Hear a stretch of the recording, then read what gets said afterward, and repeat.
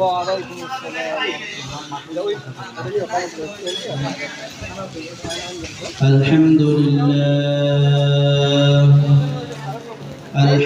لله نحمده ونستعينه ونستغفره ونؤمن به ونتوكل عليه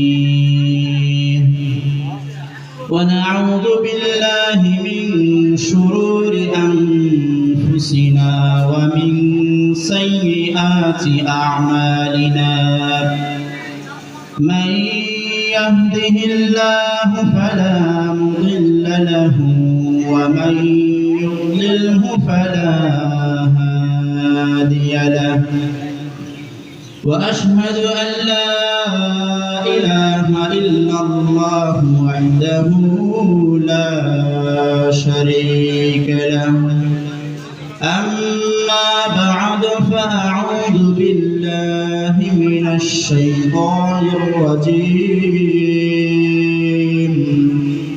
بسم الله الرحمن الرحيم رب لا تذر على الأرض من الكافرين ديارا أو كما قال عليه الصلاة والسلام الحمد لله আল্লাহ পাক রব্বুল আলামিনের দরবারে অগণিত শুকর ও সুজুদ যে মহান আল্লাহ রব্বুল আলামিন আমাদেরকে অত্যন্ত দয়া করে মায়া করে ভালোবেসে রহমতি বরকতি জান্নাতের টুকরা বাগানে দুনিয়ার মধ্যে সর্বশ্রেষ্ঠ জায়গা সর্বশ্রেষ্ঠ মজলিস কোরআনের মজলিসে কোরআন ও হাদিস থেকে কিছু কথা বলার এবং শোনার তৌফিক দান করেছেন এজন্য মালিকের দরবারে কালিমাতুশ শুকর আদায় করি বলি আলহামদুলিল্লাহ।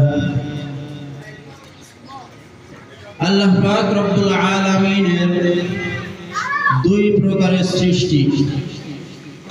এক প্রকারের সৃষ্টি এমন যাদেরকে আল্লাহ তাআলা সৃষ্টির পর থেকে নিয়ে কোনো ইচ্ছা শক্তি দান করেন নাই। তাদের মধ্যে এক প্রকার মাখলুক হইতেছে ফেরেশতা। এই ফেরেশতাদেরকে আল্লাহ তাআলা সৃষ্টির পর থেকে নিয়ে যে কাজে নিয়োজিত করছেন, সৃষ্টির পর থেকে এই ফেরেশতারা সেই কাজই করবে, অন্য কোনো কাজ করার ইচ্ছা তাদের মনের মধ্যে জাগ্রত হবে না।